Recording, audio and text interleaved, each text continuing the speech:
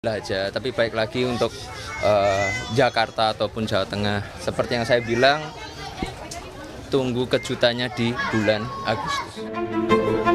Tunggu kejutannya di bulan Agustus.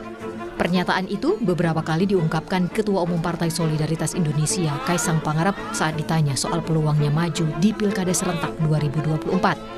Bisa jadi saat itu Kaisang masih bimbang terkait langkah politiknya yang digadang-gadang bakal mengikuti kontestasi pilkada di Jakarta atau Jawa Tengah.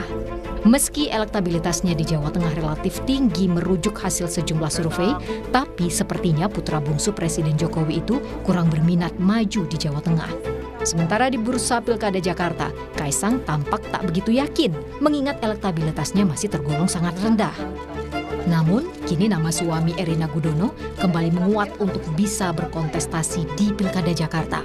Peluang ini kembali terbuka setelah nama Ridwan Kamil dipastikan akan diusung Koalisi Indonesia Maju atau KIM di Pilkada Jakarta.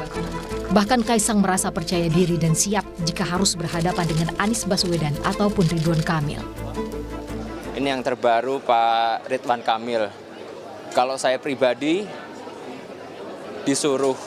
diminta untuk bisa nanti oleh masyarakat untuk maju ke pilkada, melawan Pak Anies saya berani, melawan Pak Ridwan Kamil pun saya berani. Ya. Kesiapan Kaisang maju di pilkada kembali ditunjukkan saat melanjutkan safari politiknya ke kantor DPP Partai Kebangkitan Bangsa. Ketua Umum PKB Muhaimin Iskandar tidak menampik pertemuan dengan Kaisang terkait rencana koalisi di Pilkada 2024. Namun, PKB belum menentukan paslon dan koalisi untuk Pilkada Jakarta dan Jawa Tengah. Juga belum detail karena Mas Kaisang juga katanya menunggu istikharah katanya. Belum. Nah terus gimana ini DKI atau Jateng bagaimana detailnya nanti nunggu perkembangan istikharah. Soal nanti jodoh kayak apa itu ada prosesnya. Nah sampai hari ini saya nggak ngerti KIM Plus itu apa. Kalau sudah pilkada itu ya sudah semua pihak sama. Ketika ada permintaan dari masyarakat, terkhusus DKI, ya saya siap melawan Pak Anies Baswedan. Saya pun juga siap untuk melawan Pak Ridwan Kamil. Peluang Kaisang maju di pilkada juga disebut politisi PDI Perjuangan Basuki Cahayapurnama atau Ahok. Sambil berseloroh, Ahok memprediksi Koalisi Indonesia Maju beserta partai lain yang disebut KIM Plus berpeluang menyandingkan Ridwan Kamil dengan Kaisang atau Yusuf Hamka di Pilkada Jakarta. Karena udah KIM Plus kan udah dukung RK kan? Berarti yang Golkar punya calon bukan, tinggal kita tanya nih, RK dengan Hamka atau RK dengan Mas Kaisang nih, kita nggak tahu itu. Kita nggak tahu. Akankah langkah Kaisang bergerilya maju di pilkada jadi kejutan di bulan Agustus? Atau ada kejutan lain jelang pendaftaran calon di pilkada serentak 27 hingga 29 Agustus mendatang? Tim Liputan Kompas TV. Langkah Ketua Umum PSI Kaisang Pangarep maju di Pilkada Jakarta sepertinya kembali menguat. Ini menyusul manuver Koalisi Indonesia Maju atau KIM yang bakal mengusung Ridwan Kamil di Pilkada Jakarta. Kaisang kini seperti lokomotif bagi KIM. Nah, benarkah Kaisang jadi juru lobi KIM atau memang demi memuluskan langkahnya maju di Pilgub Jakarta? Kita bahas sore hari ini di Rumah Pilkada bersama dengan analis politik Universitas Al-Azhar Indonesia, ada Ujang Komarudin. Kang Ujang, halo selamat sore, Assalamualaikum. Salam, selamat sore Mbak Maido. Kang Ujang, peluang Kaisang maju di Jakarta naik lagi nih ya, karena ada kabar KIM usung RK di Jakarta. Analisa Anda gimana nih? Kalau kita lihat kan berkali-kali Kaisang bilang siap di beberapa momen. Sepertinya ada ketegasan dari seorang Kaisang Pangarep. Ya, kalau kita ukurannya survei agak sulit, tapi kalau ukurannya politik, yes, bisa gitu. Nah, Kaisang ini punya dua kartu, ya kartu pertama itu di Jawa Tengah, punya potensi juga menjadi calon wakil gubernurnya Ahmad Lutfi gitu ya. Di saat yang sama juga punya kartu yang lain di daerah khusus Jakarta, punya kesempatan untuk bisa menjadi calon wakil gubernurnya RK. Jadi tinggal memilih saja mana yang cocok, mana yang pas, mana yang kira-kira punya potensi untuk menang. Nah, saya melihat yang kelihatannya Kaisang lebih memilih kelihatannya ya di Jakarta, karena kalau kita lihat konstruksi koalisinya, kalau RK itu dari Partai Golkar, maka wakilnya itu harus dari partai lain, dari koalisi yang sama, artinya dari Kim begitu. Kalau dari Golkar lagi agak sulit, masa Golkar dengan Golkar. Oleh karena itu ya nama Kaisang itu dimunculkan atau muncul karena memang peluangnya ada, peluang bukan partai Golkar dan koalisinya itu pasti koalisi dengan partai yang lain. Dan dalam konteks itu ya saya melihat memang ada skema seperti itu. Kan macam-macam nih spekulasinya. Ada yang mengatakan begini, ketika RK maju dengan Kaisang dan terpilih misalkan, lalu di tengah jalan RK-nya diangkat jadi menteri, dan ya siapa tahu dari situlah Kaisang menjadi gubernur kan. Nah, itu ada juga ada bisa spekulatif seperti itu. Tetapi ya ada juga kalau seadanya RK maju dengan Kaisang ya 5 tahun. Nah, semua kemungkinan bisa terjadi tergantung deal-deal politik di belakang layar. Oleh karena itu ya memang nama Kaisang muncul lagi seiring sejalan dengan tadi nama RK yang memang akan sedang dicari pasangannya dengan siapa begitu. Oke, kalau kita lihat kan kemarin ya ada soalnya PSI, soalnya Kaisang ke PKB ini bahkan juga disambut langsung oleh Caimin. Nah, apakah ini membawa nama PSI saja atau ada nama Kim di belakangnya dari safari politik yang dilakukan Kaisang Pangarep menurut Anda? Ya saya melihat tentu ada pesan-pesan yang banyak ya. Biasanya kan kalau ketua umum partai melobi, bersilaturahmi gitu ya, bertemu dengan ketua umum partai lain termasuk dengan Cak Imin, itu pasti juga ada pesan-pesan di belakang layar yang ditujukan dari ajakan dari bergabung gitu ya? Ya, dari Cak Imin misalkan ini dari Golkar pesannya seperti ini, dari partai PAN seperti ini, biasanya seperti itu.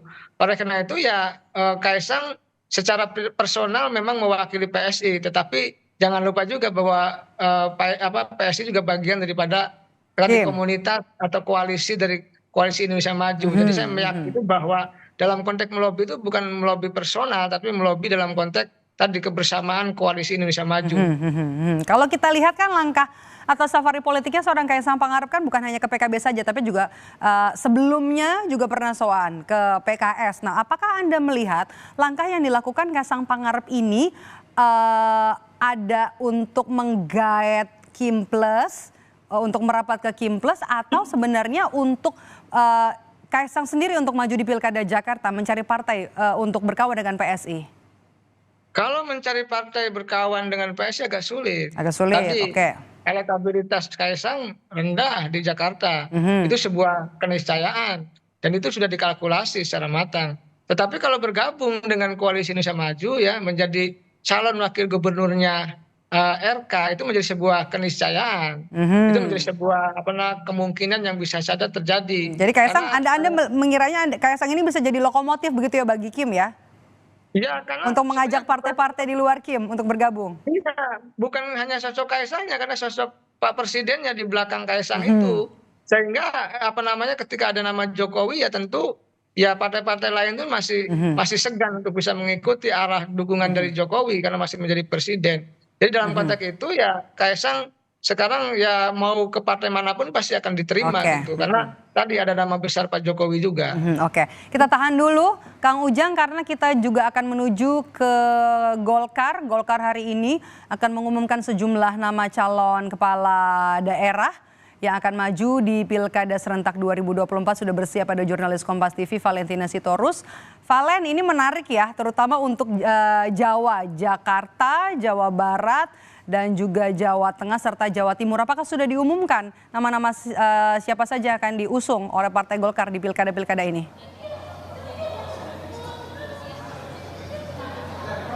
Iya, jelang Pilkada 2024 yang apalagi pendaftaran ke KPU ya itu tinggal menghitung hari, kurang dari 2 minggu lagi gitu ya. Memang untuk daerah-daerah yang bisa disebut seksi begitu, ini bisa memang dikatakan ditunggu siapa saja yang akan jadi calon gubernur dan juga calon wakil gubernurnya. Siapa saja sosok-sosok nama yang kemudian diusung oleh partai koalisi yang kemudian sekarang ini sudah terbentuk begitu.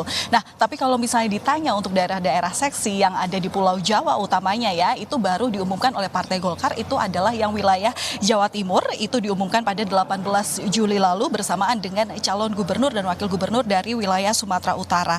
Kalau boleh saya infokan kepada Anda, Medop dan juga saudara, itu kita tahu bahwa sebelumnya di di wilayah Sumatera Utara itu memang sudah ada